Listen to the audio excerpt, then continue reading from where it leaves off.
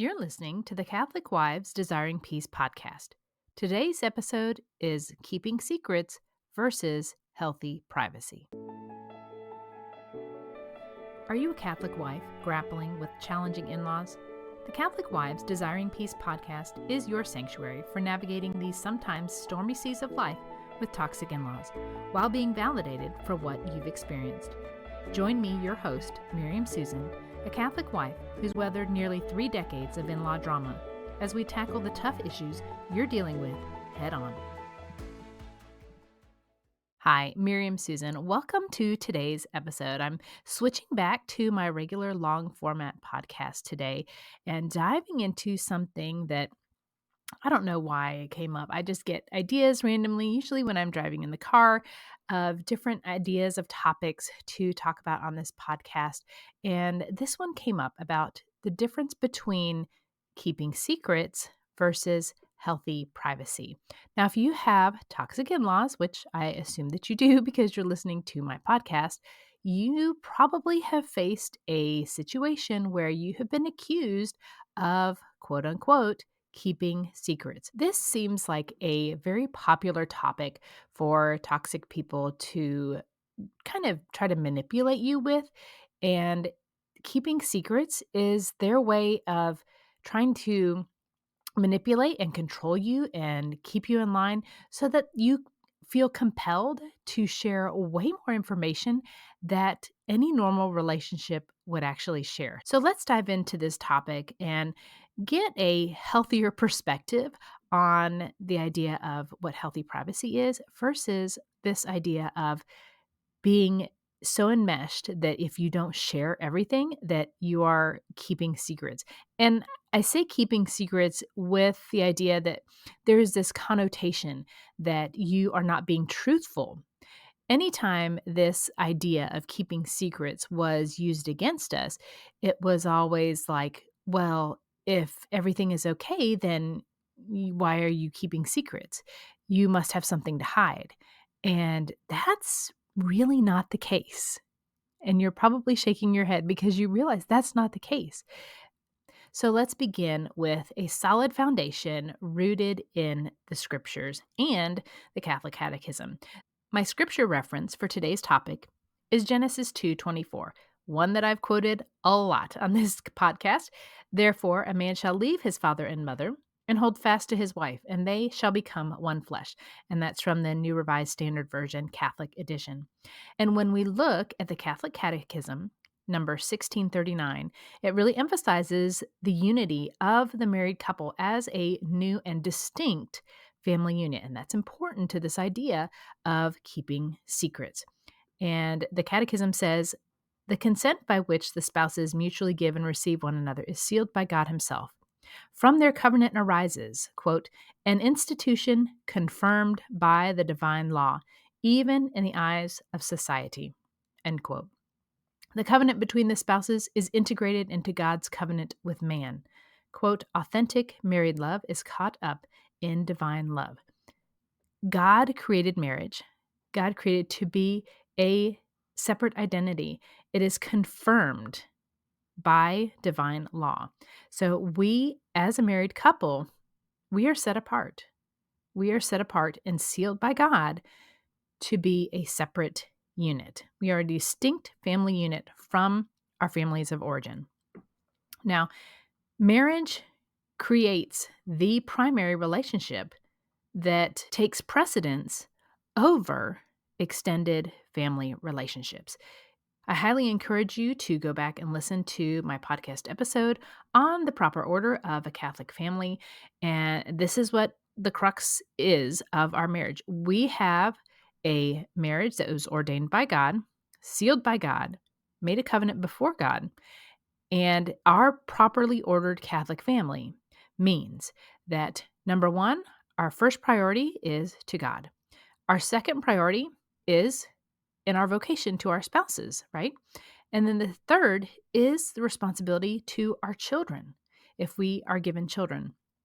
The fourth, and much further down the list in priority, is anybody else, any extended family, any coworkers, any neighbors, anybody else comes far behind God, spouse, children. So we have to keep that in mind. We have to keep in mind what is the proper order of a Catholic family when we are discussing these issues, because when we start to put people who are in the number 4 spot into a number 1 or number 2 spot, that's when things start to become disordered. Remember, God is a God of order. He has given us a blueprint. He's given us a plan for how we can best live and serve him. And if we start to mix things around, if we start to put things in the wrong order, just like a puzzle, if you try to put the wrong piece in a certain spot, it's not going to work. Same thing happens with our families and with our marriages. So let's talk about enmeshment and emotional boundaries. Being enmeshed is a situation that many, many toxic families fall into. And what does enmeshment look like? Well, the first thing it looks like is emotional overinvolvement. It is a constant demand for the most minute details of your personal life. It is feeling obligated to share every decision, every thought, every struggle, everything, every event on your calendar, everything your kids are struggling with or going through or doing every day to the most minute detail. It also involves in-laws who believe that they have a right to know everything about their son or daughter's lives and at their son and daughter's families' lives. And there is also a guilt tripping, or maybe it's emotional manipulation when information is withheld. My husband remembers as a teenager going to a friend's house and having a great time and then coming home, and he had to go through when he got there, who was there, when those people got there, what was done, what was said, who left when, who was with who, all these details that were really above and beyond what a trusting and good parent would need to know. Yes, I want to know who's going to be in different places where my kids are. Absolutely. But being enmeshed takes it to a different level. It's a play by play. It's a what exactly did they say? And that kind of questioning from my mother-in-law, it didn't end in my husband's teen years. It came well into our married life. She wanted to know all kinds of details about where we were going, who we saw, what's going on, to where it was really uncomfortable. And it was almost like if I was sitting down and having a conversation with her, it really wasn't a conversation. It was more like an interrogation. And if you go back and you listen to the podcast interview with my daughters, I believe it's episode 42, 43, you will hear them talk about that. And that affected them. She wanted to know at one point, she had taken a ride in the car with my daughter, well, a couple daughters, and she was asking my daughter what we did during the week. But she didn't just ask, well, what do you do during the week? Just as a curious grandma asking wanting to know what the kids do during the week. No, she asked every single day, what do you do on Sundays? What do you do on Mondays? What do you do on Tuesdays? And my daughter said she was fully turned around in the vehicle. My mother-in-law was sitting in the front passenger seat. My daughter was sitting in the back, and she was fully turned around, and she wanted to know every single day the details of what we did every single day. That is emotional overinvolvement. That is an attempt at enmeshment. Another thing about emotional overinvolvement is the blurred personal boundaries, in addition to the constant demand for personal details. And then, like I kind of hinted at earlier, or touched on earlier, there is guilt tripping and emotional manipulation. If you don't share all the information that they think you need to be sharing. And there is this expectation that you will share everything. And then the expectation is, well, if you don't share everything, if the toxic person feels like you're holding back, or you just kind of give super short answers, that's when the guilt tripping and emotional manipulation comes in about, what do you have to hide? You must have done something wrong.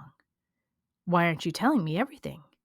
Is there something that you did that nobody else should know? Did you do something illegal?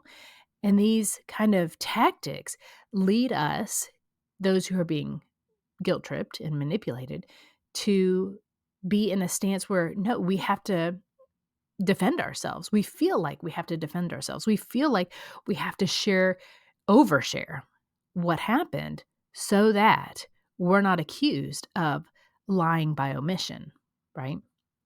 Now let's switch gears and talk about emotional fusion versus healthy individuality. Emotional fusion being an enmeshed relationship where there are blurred personal boundaries, where it's almost like you can't really tell where your relationship begins and ends with another person. When we are in these kind of relationships, these emotionally fused, these enmeshed relationships, we tend to feel responsible for managing the other person's emotions because there is this blurred line between where they are and where we are and where they end and where we begin and those kinds of things.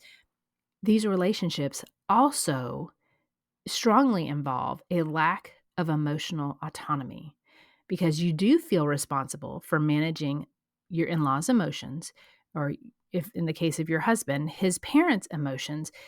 Then that makes it very difficult for the child of these toxic people to make independent decisions without seeking approval. Many years, my husband felt like he had to seek his parents' approval. It wasn't a major issue for him because he does, and he always has had, a strong independent streak. Was it downplayed and manipulated and controlled by his parents? Absolutely. But it was still there. So that wasn't so hard for my husband to be able to make independent decisions because he did act out, even in his teen years, to make his own independent decisions, to assert his autonomy from his parents. But he was punished for it. He was not allowed to be an independent person. And I know that my mother-in-law, who is probably listening to all of my podcast episodes, would say that yes, he did have the ability to make his own decisions. And to a point, I will agree with that, yes. But there were some certain big things that he just decided he wanted to do on his own. Number one, going as an exchange student to Spain. He wanted to go for a year. That did not go over well and was ratcheted back to only 6 weeks. Also, he bought a car and he did it all with his own money, his own financing, or I forget exactly how he was able to do it. But those kinds of decisions did not come without a consequence within his family. So, yes, your spouse might have a bigger hurdle to overcome with making independent decisions and always feeling like they have to call mom and dad. I'm going to buy this car. Let me call mom and dad. I'm thinking about buying this house. Let me call mom and dad. And there are so many couples who have serious issues with this because maybe they found the perfect house and, oh, mommy didn't like it. So now we're not going to buy that house. That becomes a major issue because going back to the proper order of a Catholic family, that has put somebody in the number 4 spot into a priority level that is greater than that of the spouse and the children. When we look at an unhealthy relationship, when we look at an unhealthy emotional enmeshed relationship, these are some of the things that we might see. We might see a feeling of anxiety or a feeling of guilt when every detail is not shared with your toxic in-laws.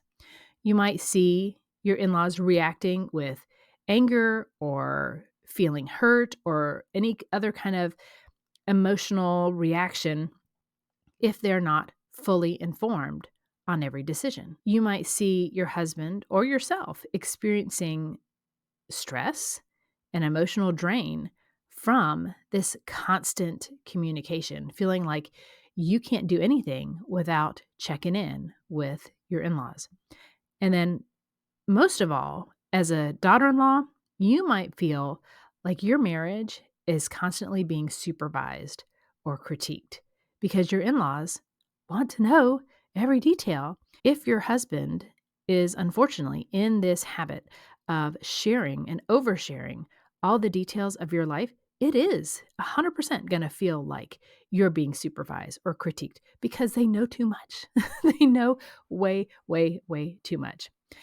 The hardest part for me, I think, with having an enmeshed relationship, aside from the stress of so much oversharing, was this feeling like if his parents didn't agree with the decision, then there was going to be backlash.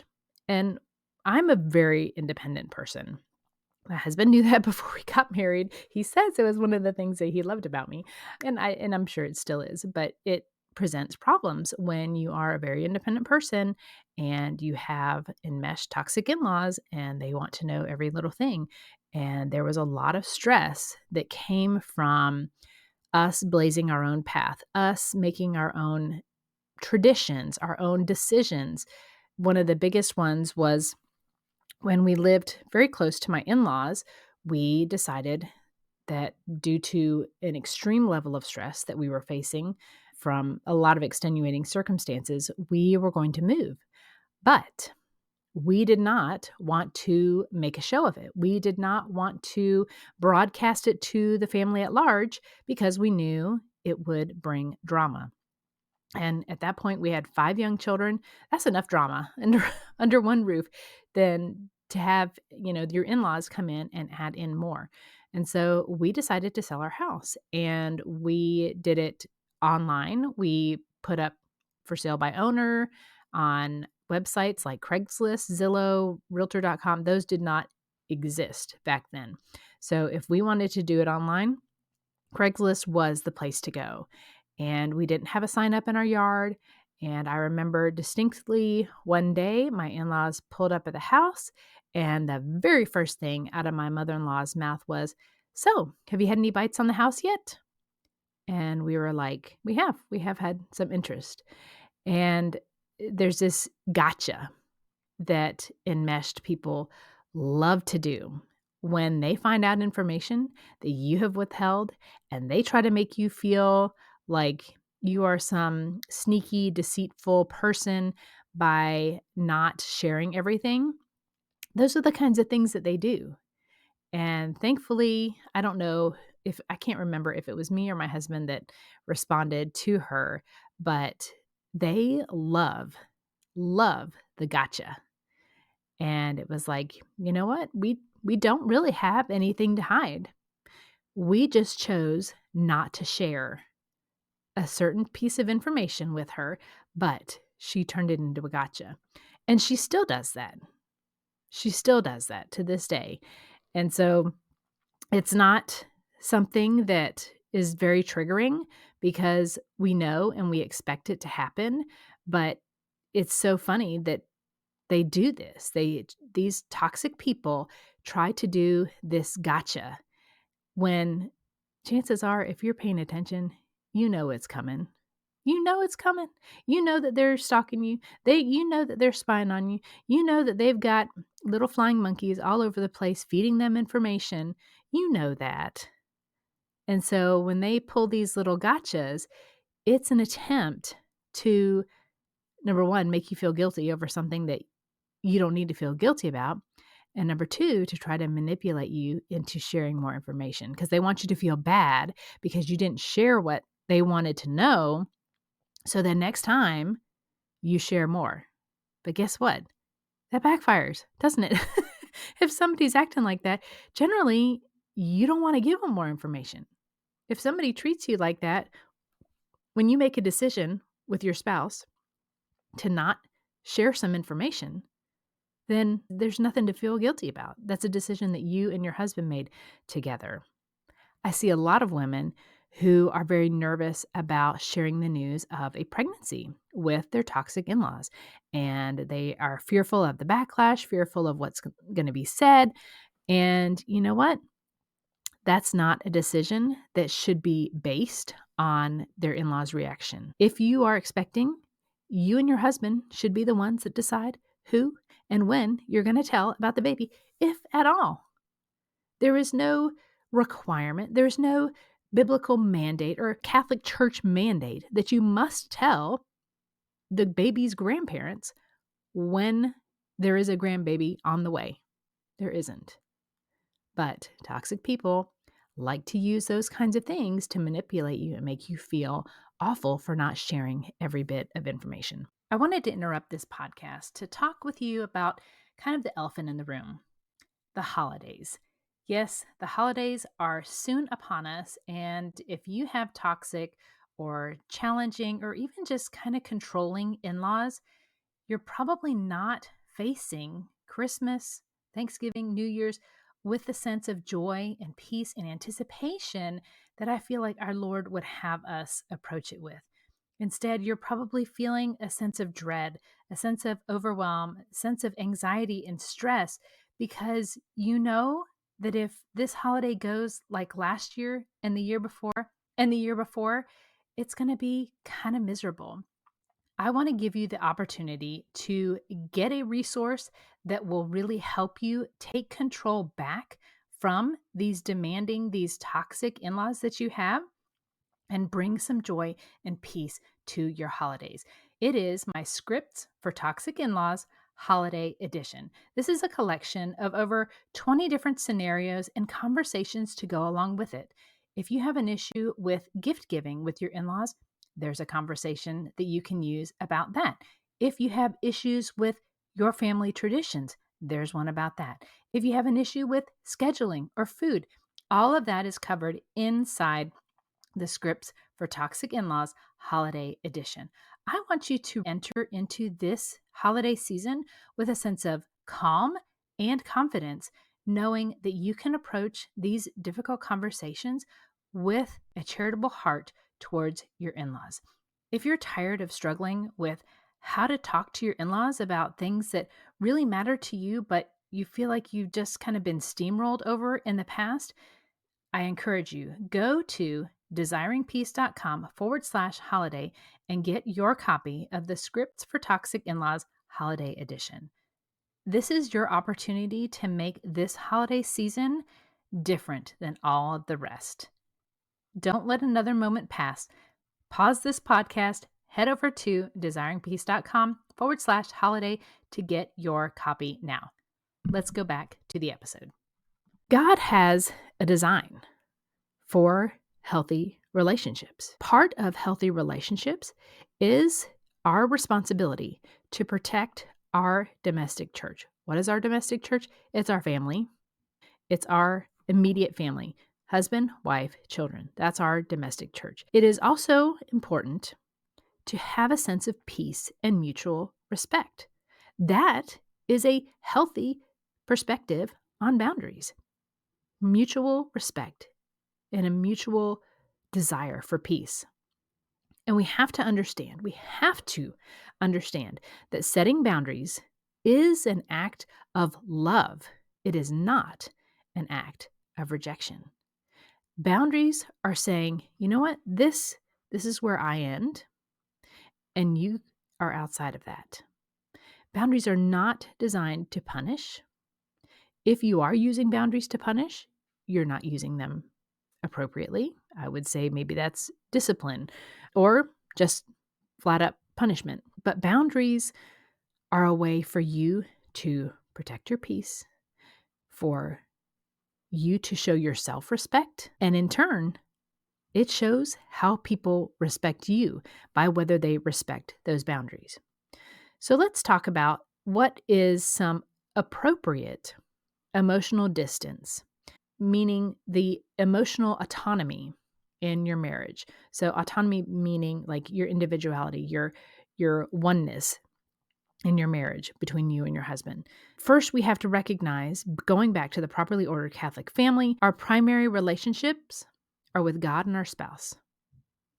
We have to understand that our nuclear family has its own identity. So you and your husband, your children, you have your own identity in and of yourselves. Yes, you may have the same last name as your in-laws, but that doesn't mean that you are clones of your in-laws. You and your husband are different. Each of us are different. If you have more than one child, you know, just because they came from the same gene pool does not mean that they're identical. Even identical twins have their own individuality. So we also have to respect each other's privacy and each other's rights to personal boundaries. If you have a personal boundary where you don't receive phone calls after 9:30, or you put your phone down and put it away for the night at 9:30, that's a personal boundary. But that doesn't mean your husband has to have the same boundary. Maybe he has issues that he has to deal with at work that maybe require him to stay connected to his phone at a later hour.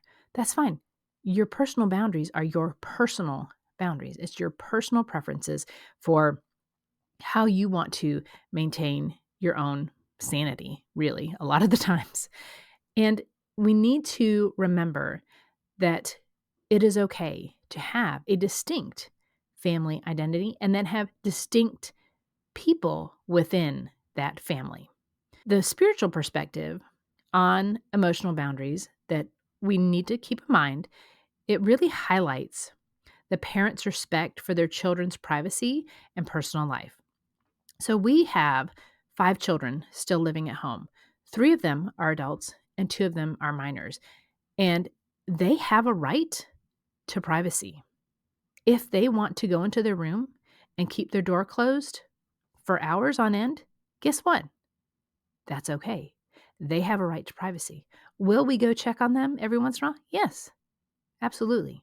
But I am not of the mind that a closed door means that there's something bad going on behind the door. My husband was raised with that idea. Maybe not, maybe it wasn't explicitly said that way, but it was, if the door is closed, there's something bad going on. That's not how it works in our house. My sons, even my youngest, who's only 10, he's allowed to have a certain level of privacy. Because why? He is an individual. He is allowed to need some space alone. He doesn't usually like it because he's very much a people person, but he's allowed to have private things that he keeps to himself. I don't demand to know all of his thoughts, all of his preferences all the time. Why? Because I respect him as an individual. I respect that he has his own life, his own needs for privacy on certain topics. We also need to remember the biblical understanding of leaving and cleaving. Again, tying back to Genesis 2:24 about a man leaving his father and mother and clinging to his wife. That is core to, or should be core to, all of our marriages. And we have to recognize, again, emotional boundaries.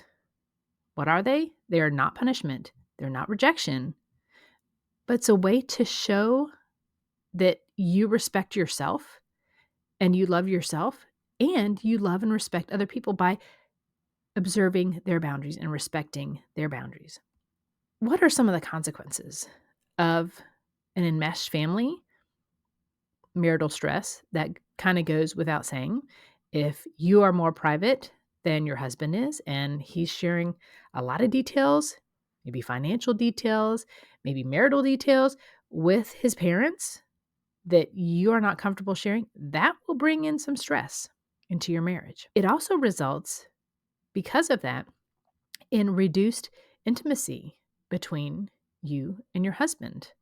I can't remember which podcast episode I was talking about. It was one directed at the husbands, but it talked about how we as wives, when we don't feel safe with our husbands, if we don't feel safe to open up and share what we want to share with our husbands, intimacy will be affected.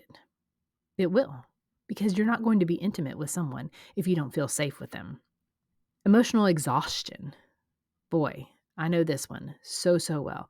Just being so emotionally exhausted by this enmeshed behavior, it's like nothing else, because when you are a daughter-in-law with enmeshed in-laws, they want to suck you dry. That's what it feels like, is they want to literally suck the life out of you so that they can use it for their own twisted, usually, purposes. And that's exhausting because you realize that it's never enough. It's never enough. This also comes into play with just seeing your in-laws. If you have children, toxic in-laws can often be toxic grandparents, and they want a level of involvement in your children's lives that is unhealthy. Is there an instance when grandparents can have good relationships with grandkids? Absolutely. Absolutely. I'm not saying that. But what I am saying is when the grandparents want to have an improper influence over the grandchildren, if they want to have more say in the lives of their grandkids, that brings an emotional exhaustion level that I can't compare with anything else. Knowing that at one point in our family life, my in-laws said that they felt like they had not seen enough of us and wanted to see the kids more. And my husband and I, after that conversation, sat down and we calculated that in the last 10 days from that conversation happening, my in-laws had seen us for 7 out of the 10 days. 7 out of the 10 days. And we realized at that point that their desire for seeing our children was insatiable. There was nothing that could quench their thirst except for us to live with them, I guess. I don't know. I think even then it would not be enough. But there's that exhaustion that comes with striving and striving. And I think we all do try to please our in-laws. And that's when they take advantage and they see that we're trying, and then they pull for more and more and more. And it's like you're a juice box and they've sucked all the juice out, but they still want more. Also, another consequence of these enmeshed relationships is long-term resentment. Usually the resentment doesn't come right away. Usually, in those first few years of marriage, you're realizing things are a little bit off. Maybe you can't quite put your finger on it. But over time, when you realize just how much time and energy and emotion has gone into trying to maintain some level of peace with your in-laws, it builds up. And a lot of times that shows up as resentment. And one of the biggest things that I haven't mentioned yet is the consequence of your in-laws' enmeshment interfering with you being able to build a strong and independent family unit. We need strong families. We need independent, strong families. Now, that doesn't mean independent in the sense that we cut ourselves off from family, unless you're in a situation like we have where it became absolutely necessary to do so. But we need to be strong families because strong families build strong Catholics. That's what we need. And when you have somebody else from the outside pulling at you, weakening those walls, you can't build a strong family. It is really hard to build a strong family when you have outside influences really tearing your family apart. Is really what happens with an enmeshed family. Is it does feel like they are actively trying to tear your family apart. So tying back into the title of this podcast, Keeping Secrets versus Healthy Privacy, we need to remember that just because you don't share everything with your in-laws does not mean that you're quote unquote keeping secrets. It doesn't mean that you're hiding things. It doesn't mean that you're doing anything wrong. It just means that you are keeping things within your properly ordered Catholic family. That's all that it means. That's it. It doesn't mean that you are evil. It doesn't mean that you are deceptive. It doesn't mean that you are anything except trying to build a strong and independent family by having some privacy.